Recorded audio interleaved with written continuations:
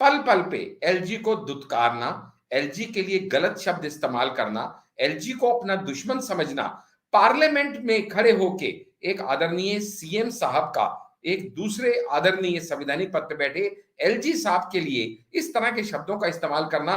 कौन एलजी, किसका एलजी, कौन एलजी, एलजी अपने आप को समझता क्या है, वो भी पार्लियामेंट के अंदर खड़े होके ऐसे शब्दों का इस्तेमाल करना, एलजी को चोर कहना, एलजी को ठग कहना और न जाने क्या क्या कहना। लेकिन हर आदमी की एक बर्दाश्त की एक लिमिट होती है। कहीं ना कहीं ऐसा पल आता है जब सामने वाले को लगता है कि बस अब बहुत हो गया। गांधी जी का जमाना हम सबको मालूम है चला गया, क्योंकि एक किसी ने थप्पड़ मारा तो दूसरा गाल आगे कर दो। वो फिलॉसफी आज चलती नहीं, क्योंकि वो किसी को शर्मिंदा करने के लिए थी। आजकल के लोग तो बेशर्म हैं, अब दूसरा गाल आगे कीजिएगा तो रख के दूसरे गाल पे भी एक चमाट मार देंगे। आजकल का जमाना तो ऐसी ऊत बुद्धि लोगों का है। खासकर जिनके बारे में हम बात कर रहे हैं वो तो वो लोग हैं जो खुद को अराजक कहते हैं, जो तो खुद को मानते हैं कि मैं एक अराजक व्यक्ति हूं, मेरी पार्टी अराजक है। इसलिए उनसे इस तरह की सभ्यता की उम्मीद करना शायद गलत होगा। ये अब एलजी के सक्सेना जी को समझ में आ गया है। भूमिका मैंने काफी बांध दी, आपके दर्शक समझ गए होंगे मैं क्या बात कर रहा हूं, लेकिन मुद्दा क्या है अब मैं उसके ऊपर आता हूं। सभी को मालूम है कि दिल्ली सरकार जब पावर में आई थी, आपकी सरकार, तो वो पावर सब्सिडरी का एक झांसा देके आई थी। झांसा शब्द इसलिए कह रहा हूं क्योंकि उस समय यह कहा गया था कि बिजली हाफ, पानी माफ, ये नारा था उनका चुनावी नारा। और कहा गया था कि सभी को हम बिजली सब्सिडरी देंगे, बिजली फ्री कर दी जाएगी, ऐसा खूब मतलब इसका प्रोपोगेंडा किया गया था। और इसको वोट्स में एनकैश करने में बहुत हद तक आम आदमी पार्टी कामयाब रही थी, इसीलिए उनको वो मेहनत जीत हासिल हुई थी। लेकिन हुआ क्या, जब 200 यूनिट बिजली फ्री किए गए तो आपको और मेरे को सभी को यह समझ में आया कि भाई 200 यूनिट तो फ्री होंगे, उसके बाद जो होगा उस पर पैसा लगेगा। बात भी यही समझ में आती है। लेकिन किया क्या इन लोगों ने, किया इससे बिल्कुल विपरीत कि अगर आप 200 यूनिट तक कंज्यूम करते हो तो फ्री है, लेकिन अगर आपका 201 यूनिट हो गया तो फिर 0 टू 201 तक सारे के पैसे लगेंगे, फिर 200 फ्री नहीं रह जाएगा। ये कितना बड़ा इन्होंने एक तरह से मूर्ख बनाने का काम किया और वो गलत किया। अब दूसरा, आपकी जनता को, आपके लोगों को, आपके दर्शकों को पता होना चाहिए कि वो गलत किया सही किया डिबेटेबल है, लेकिन आज की डेट में स्कीम ये है कि 0 टू 200 यूनिट्स इज फ्री और 201 से 400 में 50% सब्सिडी मिलती है। और वो 50% सब्सिडी मिलती है to the maximum cap of 800 rupees, इससे ऊपर नहीं मिलती है। ये नहीं कि आपका 2000 का बिल है तो भी 50% सब्सिडी मिलेगी ना, the maximum cap is 800 rupees. अभी हुआ ये कि 14 तारीख को, 14 अप्रैल को नई नई बनी पावर मिनिस्टर अतिशी मार्लेना का एक बयान आता है और जिसमें वो ये कहती हैं कि भाई अब कल से दिल्ली वालों को फ्री बिजली मिलनी बंद हो जाएगी। पैनिक हो जाता है एकदम सब तरफ, खासकर लो क्लस्टर्स में, socio economic low power strata में, जो कि आपका मेन वोट बैंक है। और हम सब जानते हैं कि आपको जो है विक्टिम कार्ड प्ले करना बड़े अच्छे से आता है। भाई हम तो आपको फ्री बिजली देना चाहते हैं, हम क्या करें, वो मोदी जी जो सेंटर में बैठे हैं उनके इशारों पे नाचने वाली कठपुतली जो एलजी साहब, वीके सक्सेना यहां बैठे हैं, उन्होंने आपकी पावर सब्सिडी की फाइल अप्रूव नहीं की और वो जानबूझ के आपकी गरीब जनता को, दिल्ली के गरीब निवासियों को ये पावर के अंदर मिलने वाली सब्सिडी के अंदर अड़ंगा लगा रहे हैं। आखिर आपको इतनी तकलीफ क्यों है दिल्ली की गरीब जनता से? इस तरह के वक्तव्य पब्लिक में आके अतिशी ने दिए और एलजी साहब को विलीफाई किया, उनको ब्लेम किया कि आप जानबूझ के फाइल के ऊपर बैठे हुए हैं। कहना उनका यह था कि हम आपको जो फाइल है वो 27 मार्च को भिजवा चुके हैं और 3 हफ्ते से आप उस फाइल के ऊपर बैठे हुए हैं। Look at the language. आप आज की डेट में बिजली मंत्री हैं आतिशी जी, आप एलजी साहब को कह रही हैं कि आप उस फाइल पे 3 हफ्ते से बैठे हुए हैं और आप वो फाइल पास नहीं कर रहे हैं। खैर आनंद फानन में एलजी साहब का भी कमेंट आ गया कि मैंने 11 तारीख को वो फाइल रिसीव की है, 11 अप्रैल को, ना कि 27 मार्च को, और उसको प्रॉम्प्टली मैंने रिटर्न भी कर दिया है। तो आज जब 14 तारीख को आप ये बयान दे रही हैं तब ऑलरेडी वो फाइल अप्रूव होके आपके पास जा चुकी है। फिर इस तरह से जनता के बीच में एक फॉल्स नैरेटिव क्रिएट करना और एलजी की डिग्निटी को चैलेंज करना और उसकी रेपुटेशन को हार्म पहुंचाना क्या आपको शोभा देता है? यहां तक हम सब ने देखा। लेकिन अब क्या हुआ है? अब जो सुनने में आ रहा है वो ये आ रहा है कि सेम इसी लाइन पे चलते हुए भारद्वाज जी ने भी, जब वाटर्स के ऊपर बात हुई, उसके भी इंस्पेक्शन हुई, डैम्स पे जाके एलजी साहब ने किया और वहां पे भी इरेगुलरिटीज पाई गई, तो उन्होंने भी एलजी साहब के अगेंस्ट बयान देने शुरू कर दिए। इधर अरविंद केजरीवाल जी पहले ही बयान दे रहे थे। तो एलजी साहब, ऐसा सुनने में आ रहा है, अभी इसको मैं ऑथेंटिकेट नहीं कर रहा, कि एलजी साहब के पास वो डिस्क्रिशनरी पावर्स हैं जिसके चलते हुए वो इन दोनों मिनिस्टर्स को डिबार कर सकते हैं, दोनों मिनिस्टर्स को डिस्क्वालीफाई कर सकते हैं और इन दोनों की सदस्यता छिन सकती है। इसके ऊपर वो लीगल टीम से अपने डिस्कशंस चालू ऑलरेडी शुरू कर चुके हैं, जिसका पहला स्टेप ये है कि ऑलरेडी एक बहुत ही strong condemning and explanation seeking letter जो है वो सीएम साहब को एलजी साहब ऑफिशियली लिख चुके हैं। क्या है उस लेटर में? उस लेटर में सीएम साहब को एलजी साहब ने क्लैरिटी से ये लिखा है। और लेटर कब लिखा है? अभी मंडे को पार्लियामेंट सेशन किया, आम आदमी पार्टी ने स्पेशल सेशन बुलाया। क्यों बुलाया? क्योंकि संडे को Arvind Kejriwal, the supremo of Aam Aadmi party को सीबीआई द्वारा बुलाने की हिम्मत कैसे की? कई उनके एमएलए बोलते हैं कि ये जो ट्रांसफार्मर को आपने हाथ लगा दिया है ना, अब आपके हाथ जल जाएंगे। और ऐसी स्टेटमेंट आपके मिनिस्टर्स पार्लियामेंट में देते हैं।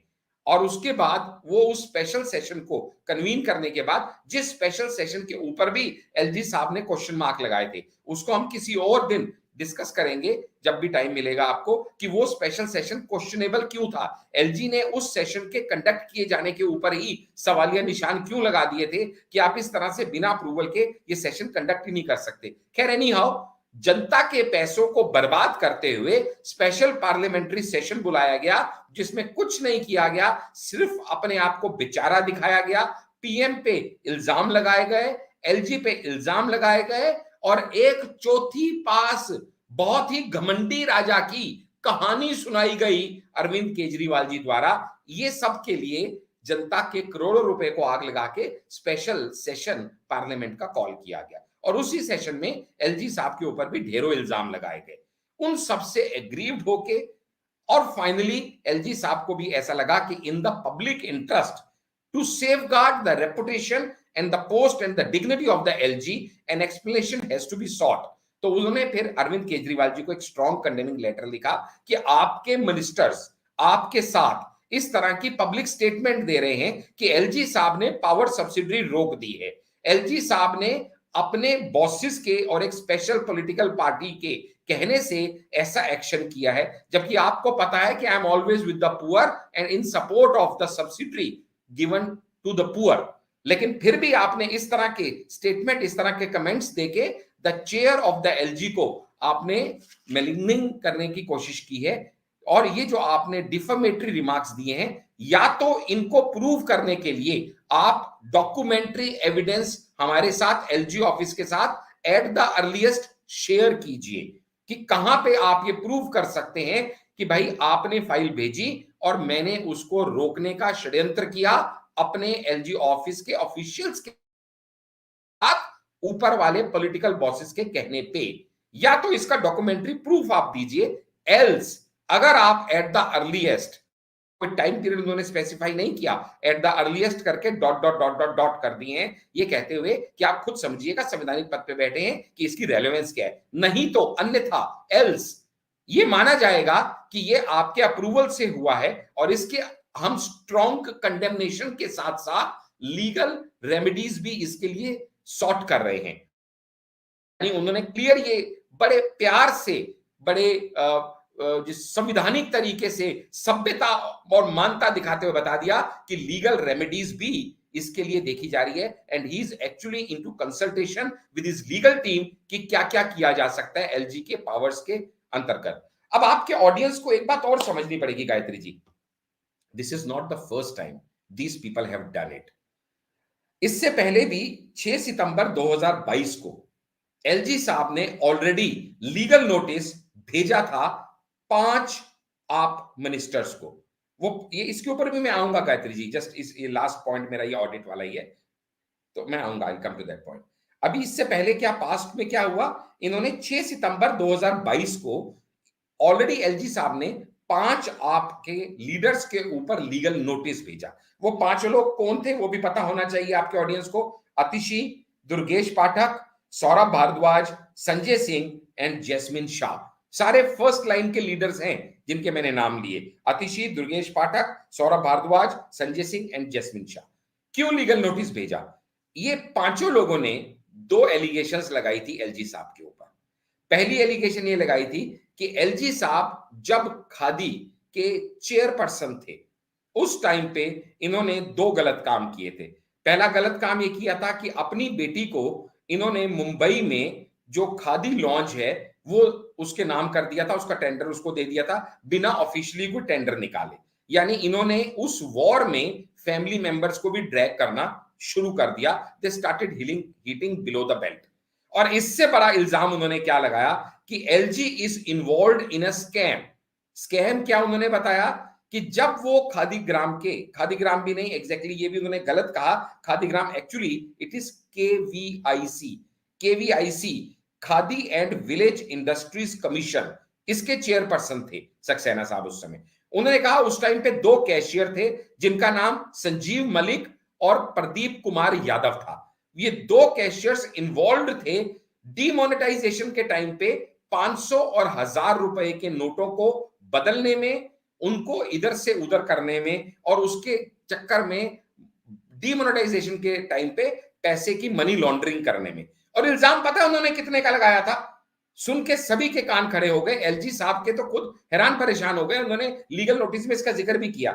इन्होंने इल्जाम लगाया कि भाई ये सब कुछ करने में 1400 करोड़ का स्कैम एलजी साहब ने किया है, जो उस समय एलजी नहीं थे, उस समय वो चेयरपर्सन ऑफ खादी थे। लेकिन इल्जाम उन्होंने बाद में लगाया जब वो एलजी बन चुके थे कि आप जब चेयरपर्सन थे तो आपने 1400 करोड़ का स्कैम किया है। जिसकी एक्सप्लेनेशन में उन्होंने बताया, एलजी साहब ने जो लीगली उन्होंने बताया कि भाई साहब जबकि आप बात कर रहे हो 16-17 में, उस 16-17 में KVIC, Khadi and village industries commission, जिसका मैं चेयरमैन था, उसकी जो टोटल सेल 7 डीएसओ की मिला के थी वो 173 करोड़ थी, जिसमें से रिटेल सिर्फ 99 करोड़ था। अब उस 99 करोड़ के सेल में 1400 करोड़ का स्कैम कैसे हो सकता है, जरा ये समझा दीजिए। और उसके ऊपर उनको लीगल नोटिस भेजा था कि या तो इमीडिएटली आप ये बकवास अपनी बंद कीजिए, नहीं तो आपके ऊपर लीगल एक्शन हो जाएगा। और उसके बाद से एक बार भी खादी का नाम या सक्सेना जी का नाम इस स्कैम में लेना आम आदमी पार्टी ने बंद कर दिया। समझिएगा, अगर उनकी बातों में कोई सब्सटेंस होता। अब आपने इतने दिन से आपके ऑडियंस ये सब एलजी एलजी का सुन रहे हैं क्योंकि एलजी उनके हर गलत काम को सही करने का प्रयास कर रहा है, because Delhi is not a state, Delhi is a union territory, and Delhi being a union territory, LG साहब को अपने संवैधानिक पद की मान मर्यादा रखते हुए जहां जहां गवर्नमेंट ऑफिशियल्स कुछ गलत कर रहे हैं वहां उनको टोकना पड़ेगा, क्योंकि वो एलजी हैं जो लिक्वर गेट के ऊपर उनको नोटिस भेजते हैं और वो पॉलिसी उनको विड्रॉ करनी पड़ती है। वो एलजी हैं जो उनकी टीचर्स ट्रेनिंग इंडिया से बाहर अब्रॉड भेजने के ऊपर क्वेश्चन मार्क लगाते हैं, वो टीचर्स ट्रेनिंग उनकी बाहर भेजना रुक जाता है। वो एलजी हैं जो स्नूप गेट इनका जब होता है, जब उस समय ये स्पाइक कैम्प करते हैं, उसमें भी एलजी साहब ही उनको टोकते हैं। वो एलजी है जो यहाँ पे पावर सब्सिडरी में भी वो उनको लग रहा है कि भी हमारी टांग अड़ा रहे हैं। वो एलजी ही है जिन्होंने बजट सेशन में भी इनसे पूछ लिया था कि भाई तुम्हारा बजट क्यों पास हो, तुम पब्लिसिटी में इतना खर्चा क्यों कर रहे हो, और वो दिल्ली का पैसा दिल्ली के बाहर की स्टेट्स में क्यों कर रहे हो। तो जहां जहां पे एलजी साहब दिल्ली की बेहतरी के लिए इनको टोकने का काम करते हैं, वहीं पे वो उनको अपनी आंख के नासूर दिखने लगते हैं। और फिर जब इनके पास फैक्ट्स और फिगर्स अपनी बात को सपोर्ट करने के लिए नहीं होती तो ये क्या करते हैं, डेरोगेटरी लैंग्वेज पे उतर आते हैं, अपनी पार्टी का मान सम्मान भूलते हुए, एलजी साहब की पद की गरिमा का मान सम्मान भूलते हुए, हल्की ओछी राजनीति पे आते हुए, हिटिंग बिलो द बेल्ट करते हुए कुछ भी बेसिर पैर के इल्जाम लगाने शुरू कर देते हैं। आपके ऑडियंस को शायद ये भी नहीं पता होगा कि वो एलजी साहब हैं जिन्होंने ऑलरेडी से पावर डिपार्टमेंट को एक प्रपोज्ड ऑडिट की बात की, जो अभी आप दिखा रहे हैं। वो ऑडिट क्या था, वो special audit of distributing companies है for all financial years between 2016 से 22। ये होता क्या है देखिएगा, जब हम सब्सिडरी की बात करते हैं तो जब से ये स्कीम शुरू हुई है तब से 13,500 करोड़ रुपया सब्सिडी के रूप में खर्च हो चुका है। किसका खर्च हो चुका है? मान लीजिए मैं कंज्यूमर हूं और मुझे ये सब्सिडी दी गई है कि भाई पहले 200 यूनिट तक आपको कोई पैसा नहीं देना, लेकिन वो फ्री तो नहीं है, कस्टमर से पैसा नहीं लिया जा रहा, पर उसका पैसा पावर कंपनी को तो जा रहा है, डिस्ट्रीब्यूशन कंपनी को तो जा रहा है। तो वो पैसा कौन देता है? वो मेरे बिहाफ पे दिल्ली गवर्नमेंट पे करेगी, ऐसा प्रावधान है। तो अब तक वो जो पैसा जा चुका है डिस्ट्रीब्यूशन कंपनीज को, वो 13,500 करोड़ है। उसका ऑडिट करने की बात हुई थी कि क्या हमें ये चेक नहीं करना चाहिए कि भाई साहब एक्चुअली जो एंड यूजर है, जो डिजर्विंग है, उस तक वो सब्सिडी पहुंच भी रही है या नहीं पहुंच रही है, या बीच में कोई झोलमोल तो नहीं हो रहा। ऑडिट करना is a very normal thing, very ordinary thing which happens most of the time, rather all the time in और कॉर्पोरेट डीलिंग्स। और ये ऑडिट करने की जब बात हुई थी ना, तो ये ऑलरेडी दिसंबर 22 में इस ऑडिट की रिक्विजिशन भेजी गई थी deputy chief minister Manish Sisodia को, जिन्होंने for reasons best known to him, क्योंकि ऑडिट करेंगे तो सारा झोलमोल गोलमोल बाहर निकल के आ जाएगा, और वो झोलमोल बाहर ना निकले इसके लिए मनीष सिसोदिया जी ने 27 जनवरी 2023 को ये ऑडिट करने की रिक्वेस्ट को डिक्लाइन कर दिया था।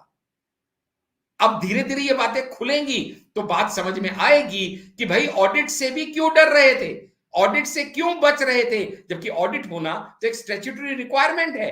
तो आप गायत्री जी अभी आगे आगे देखिएगा होता है क्या, क्योंकि अब जो इन्होंने अपनी गलतियों से ना सीखने की ठान ली है, लोगों के ऊपर इल्जाम लगाने का जो इन्होंने पुराना नहीं किया, तो अब धीरे धीरे इनको ना सिर्फ माफिया मांगने से आदत डालनी पड़ेगी, बल्कि अब तो मैं कहूंगा कि लोग इनकी माफियों से भी तंग आ चुके हैं और इनको माफ करने के मूड में ना दिल्ली की जनता दिखती है, ना एलजी साहब दिखते हैं, ना पीएम साहब दिखते हैं। बिकॉज इंडिया एज सच के लिए तो पीएम मोदी एक ही बात कह सकते हैं, करप्शन रुकेगा तो ही देश आगे बढ़ेगा। तो उन सब चीजों को चलते हुए अब ये सब तो क्या है, अब ये, हाँ ये बड़े इंपॉर्टेंट वर्ड आपने बताया, थैंक यू, ये आपने, मैंने मिस कर दिया था, मैंने लिखा था लेकिन मिस कर दिया था। आतिशी ने एक और इल्जाम लगाया था कि भाई मैं बार बार मीटिंग का टाइम मांग रही हूं एलजी साहब से, लेकिन एलजी साहब जी मुझे वो टाइम नहीं दे रहे हैं। उसके ऊपर भी लीगल नोटिस में उनसे लेटर में ये पूछा गया है कि आप हमें ये बताइए कि आपने किस डेट पे हमें फॉर्मली, क्योंकि ट्वीट कर देने से एलजी परमिशन नहीं दिया करते, एलजी से मिलने की परमिशन के लिए एलजी हाउस में फॉर्मली आपको अप्लाई करना पड़ता है, फिर वहां से आपको टाइम मिलता है, and everything is written communication, मुंह जबानी कुछ नहीं होता। Tweet is a chatting platform, वहां पे तो सिर्फ टाइम पास करने के लिए और एक दूसरे पे कीचड़ उछालने के लिए लोग आजकल आया जाया करते हैं। It is not a official platform. एक पावर मिनिस्टर ने दिल्ली सरकार की एलजी साहब से मिलने के लिए कब समय मांगा और वो समय उनको कब नहीं दिया गया, इसके ऊपर भी उन्होंने क्लैरिफिकेशन मांगी है कि आप ये सब बातें हमें बताइए। और एक और पॉइंट, आतिशी ने एक और लोगों के मन में भ्रांति पैदा की थी कि अब ना तो किसानों को और ना ही इसको क्या नाम था दूसरा, किसानों को और एक और था व्यापारियों को, कि अब इनको फ्री सब्सिडी नहीं मिलेगी, जबकि हमारे यहाँ पे दिल्ली में किसानों के लिए फ्री सब्सिडी का कोई प्रावधान ही नहीं है। यहाँ पे तो सिर्फ यूनिट्स के हिसाब से सब्सिडी मिलती है, किसी के प्रोफेशन, कास्ट या रिलीजन के हिसाब से नहीं मिलती है। तो किसानों को अब सब्सिडी नहीं मिलेगी, ये स्टेटमेंट ही एकदम गलत है, जिसको दिल्ली प्रदेश अध्यक्ष वीरेंद्र सचदेवा जी ने भी कंडेम किया था अपनी प्रेस कॉन्फ्रेंस पे, एलजी साहब ने भी कंडेम किया है, और इस लेटर में भी इसका जिक्र है जो सीएम साहब को लिखी गई है कि भाई मिलती कब थी, आपने दी कब थी किसानों को जो मैंने बंद कर दी है। यानी कुछ कुल मिला के ये है कि जो एलजी की पोस्ट के ऊपर कीचड़ उछालने का काम इस बार एलजी के अगेंस्ट में आम आदमी पार्टी ने किया था, ऐसा बिल्कुल प्रतीक हो रहा है कि इनके सारे पत्ते उल्टे पड़ रहे हैं और इस समय इन पे शनि की दशा भारी है, क्योंकि जितने उल्टे काम ये आज तक करते आए हैं ये सब अब धीरे धीरे अनफोल्ड होने शुरू हुए हैं। और यही हाल रहा तो ऑलरेडी इतनी जगह घिरे हुए अरविंद केजरीवाल जी और उनके बाकी बचे मेंबर्स जल्दी ही ये भी किसी ना किसी स्कैम के अंदर, कहीं ना कहीं किसी ना किसी ईडी, सीबीआई या जेल के अंदर बैठे दिखाई देंगे। ऐसे जी आसार हम दिल्ली वालों को जी। अब दिखाई यहाँ देने पे जा सर रही कुछ एक क्विक पॉइंट्स मैं कहना चाहूंगी।